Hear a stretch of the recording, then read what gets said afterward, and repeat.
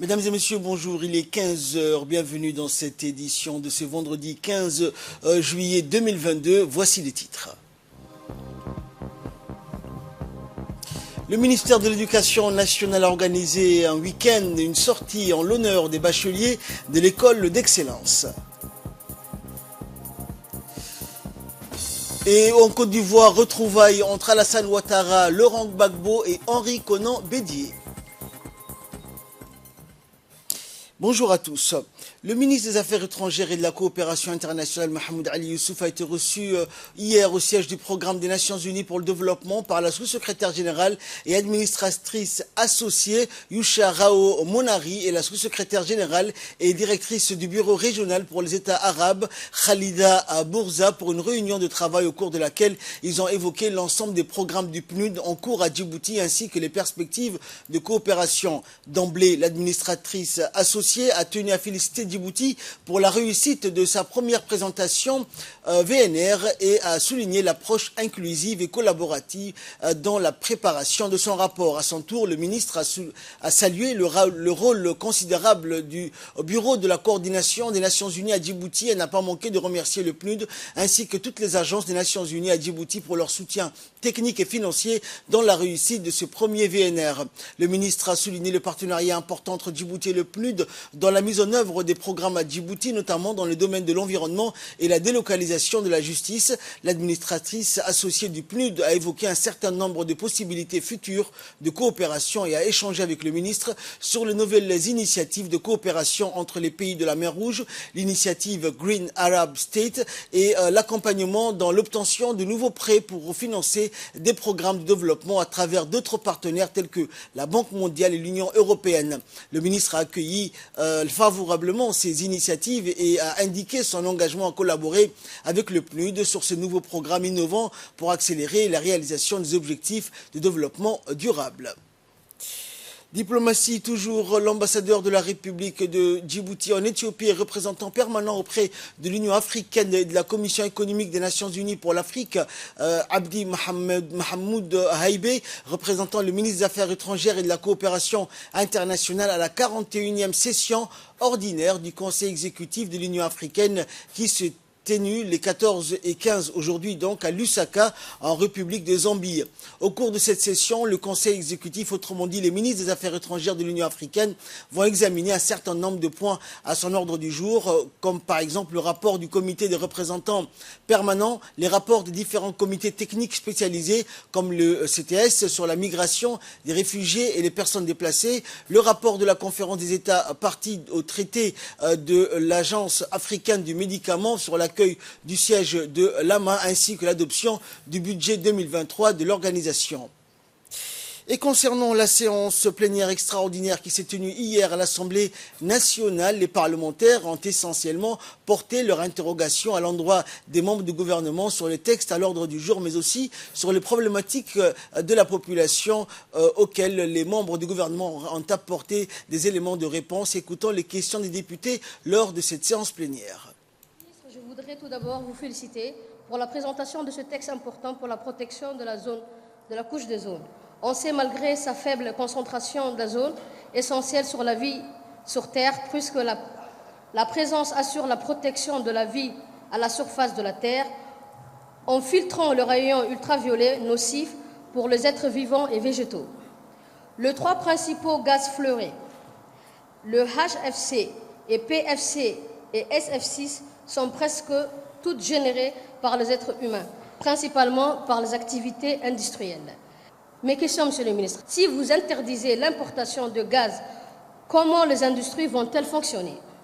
Est-ce que nos agents de la douane seront formés à cet effet? Est-ce que le gaz est nocif pour les êtres humains et quelles sont les conséquences? Merci.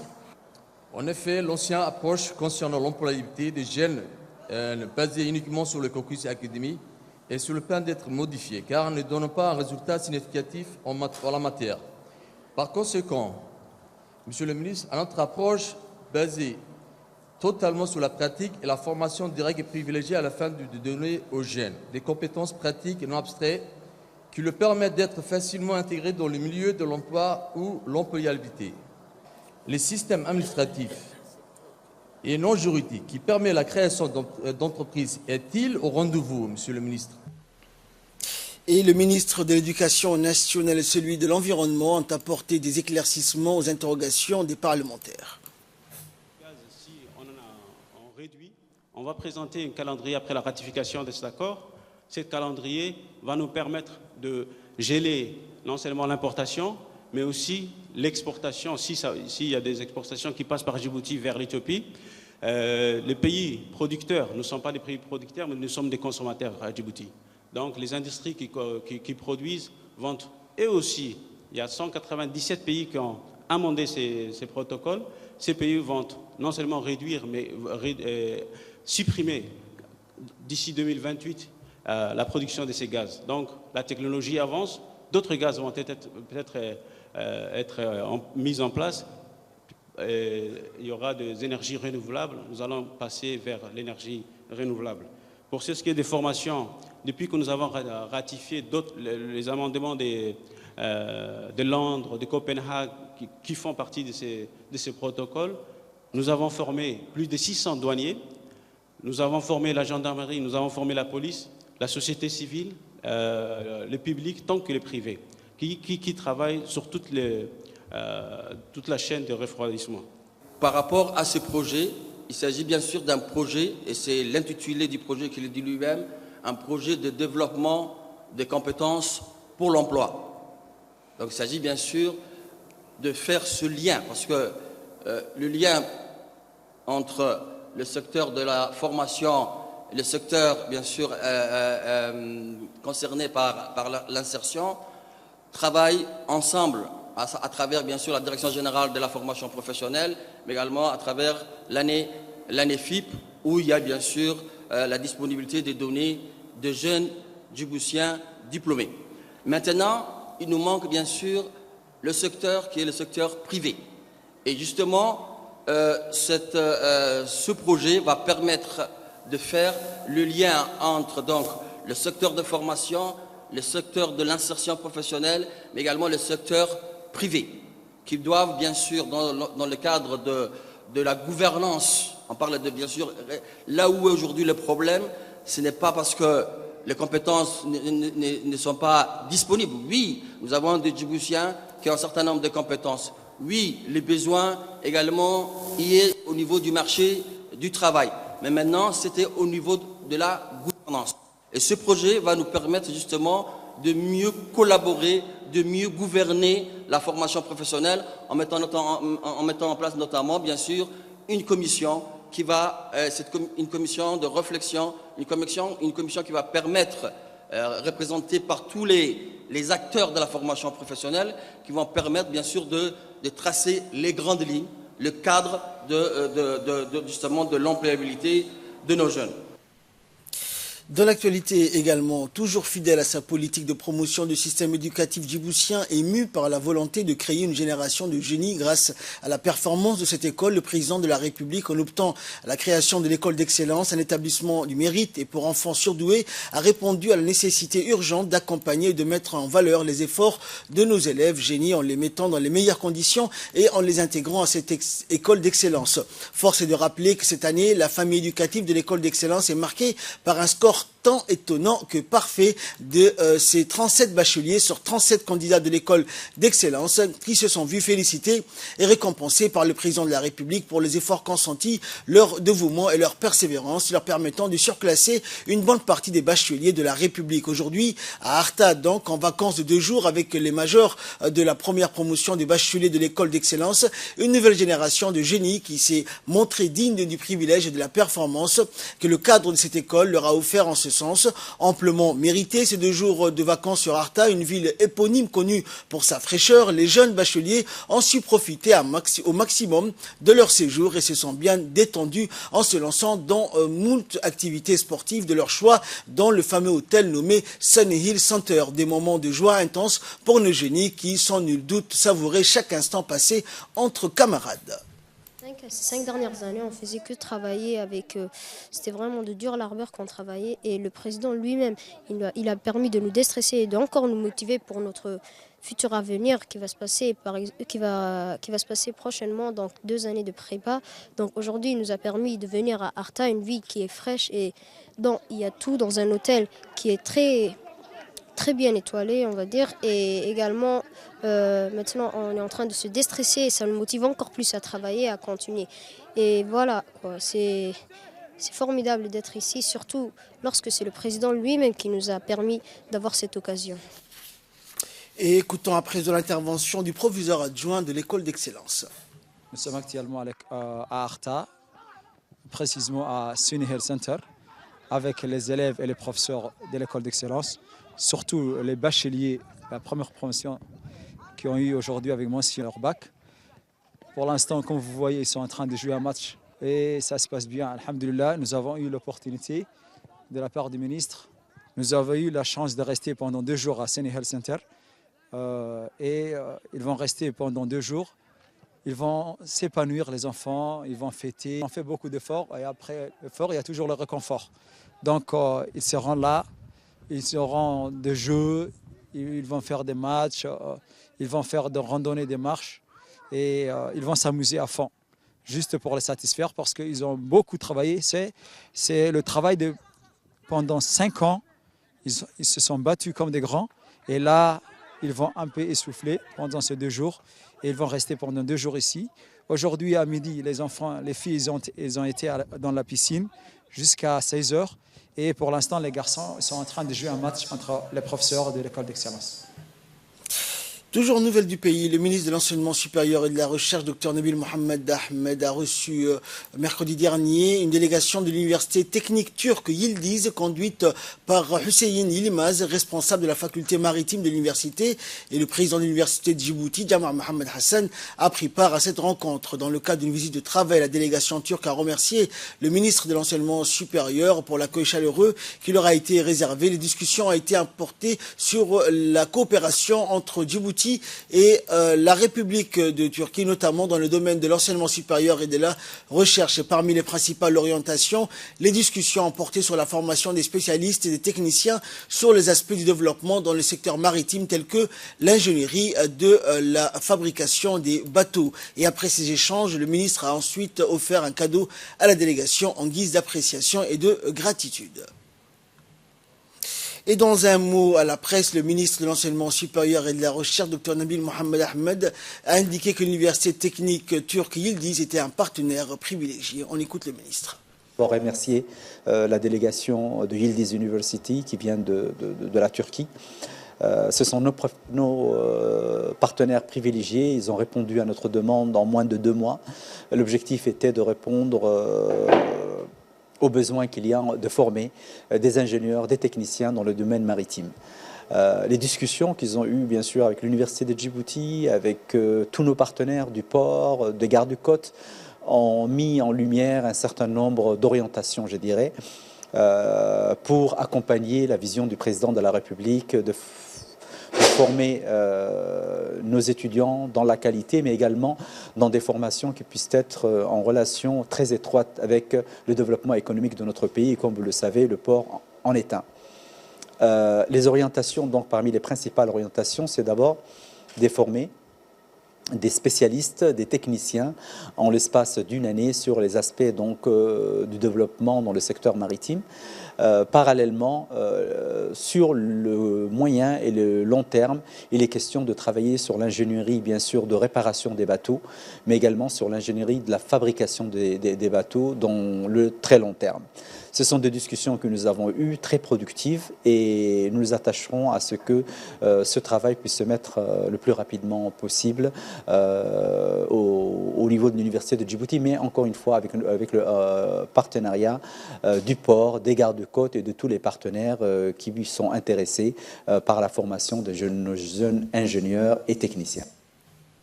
Dans le cadre du projet de renforcement des capacités sur la sûreté et de la sécurité maritime en mer, dans sa troisième phase, la garde-côte djiboutienne a organisé une cérémonie de clôture de 2 formations portant sur les techniques d'arrestation et les techniques d'abordage qui ont bénéficié donc aux membres du groupe d'intervention rapide de la garde-côte djiboutienne. Cette cérémonie qui s'est tenue hier au centre d'instruction navale de la garde-côte situé au camp d'Oralé a été présidée par le capitaine Mohamed Idriss Ali, commandant de la garde-côte djiboutienne par intérim, et le représentant permanent de la JICA à Djibouti, Kaneda à Mazayuki.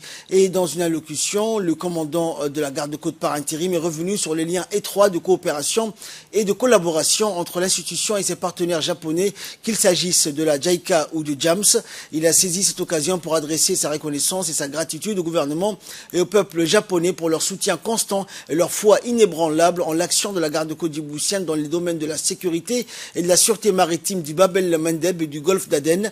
Cette formation est un nouveau témoignage des efforts mis en place pour renforcer le développement des capacités opérationnelles de la garde-côte djiboutienne. La cérémonie s'est clôturée par la remise des certificats aux participants qui ont bénéficié de cette formation.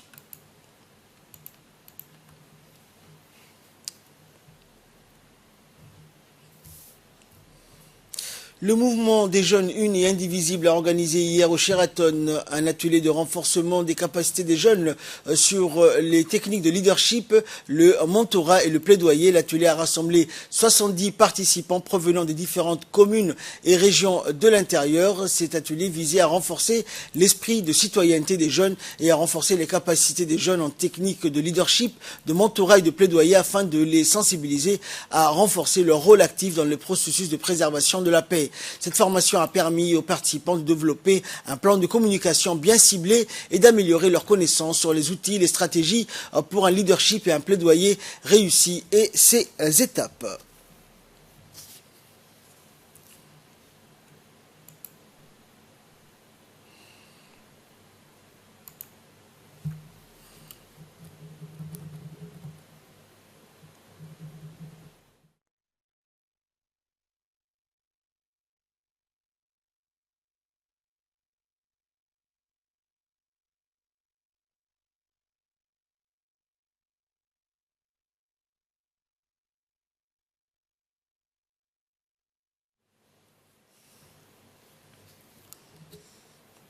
La journée de la démocratie et de l'unité nationale en Turquie a été célébrée aujourd'hui à la chancellerie de Turquie, présidée par l'ambassadeur turc à Djibouti, Salim Levent Sahinkaya. 6 années donc se sont écoulées depuis la tentative du coup d'État raté du 15 juillet 2016, perpétrée par l'organisation terroriste FETÖ contre le gouvernement turc et le peuple turc.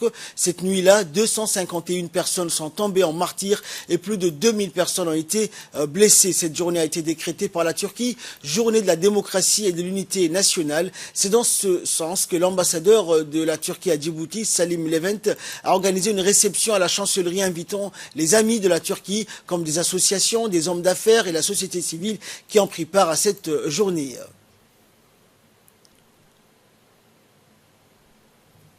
Et à cette occasion, la journée de la commémoration annuelle de la tentative du coup d'État déjoué menée par les membres de l'organisation FETÖ, l'ambassadeur turc accrédité à Djibouti a rendu hommage aux martyrs qui sont tombés en défendant leur nation, leur dignité et leur démocratie. Et selon l'ambassadeur, la lutte de la Turquie contre cette organisation continue à travers le monde. Dans le pays, beaucoup d'avancées ont été faites dans le respect du droit pour la contrecarrer, a-t-il confié, soulignant qu'il ne faut pas faiblir dans ce combat. On écoute l'ambassadeur turc. En Turquie, une tentative de coup d'État a eu lieu le 15 juillet 2016 pour renverser le gouvernement de la République de Turquie.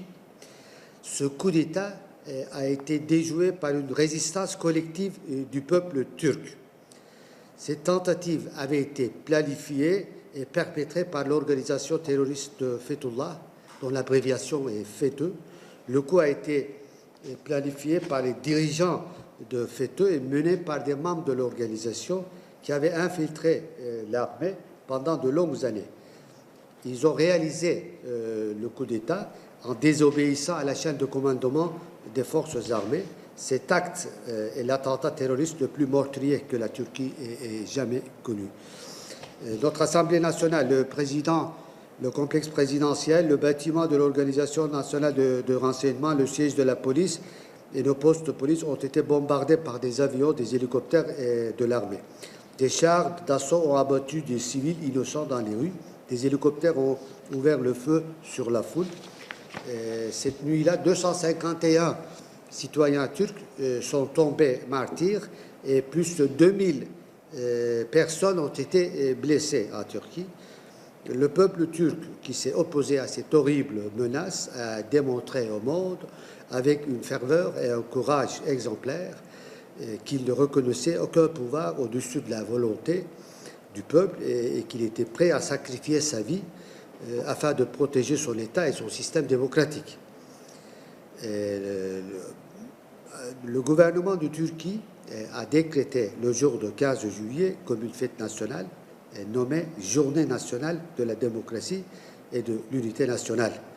Nos efforts visant à éradiquer complètement les structures de veto à l'étranger aussi constituent un combat à long terme.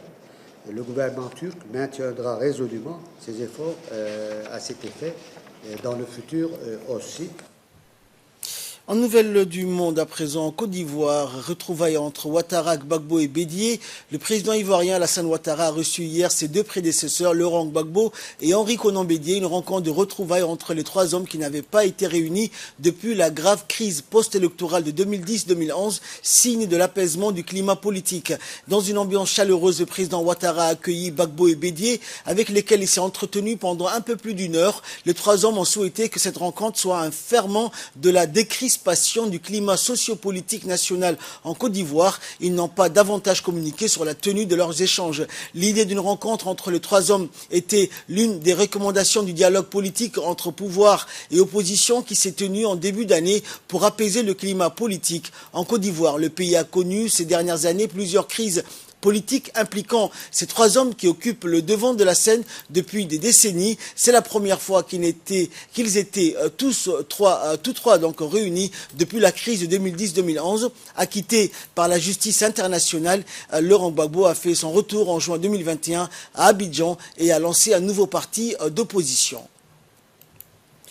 Et au Maroc, des incendies frappent le nord du pays. Des bombardiers d'eau de l'armée marocaine tentaient hier après-midi de maîtriser des flammes près de Kasr al-Kabir, dans le nord du royaume. Ce petit village a été détruit complètement par les incendies. Surpris par la vitesse de la progression du feu, des villageois ont quitté précipitamment leur maison. Des centaines d'éléments de la protection civile, des eaux et des forêts, des forces armées royales et de la gendarmerie assistées par des volontaires locaux participaient donc à la lutte anti-incendie. Depuis quelques jours, le Maroc est frappé par une vague caniculaire avec des températures approchant les 45 degrés dans un contexte de sécheresse hors norme et de stress hydrique. Au moins 1 millier d'hectares de forêts, de chênes, de pins et autres conifères, arbres fruitiers, a été ravagé.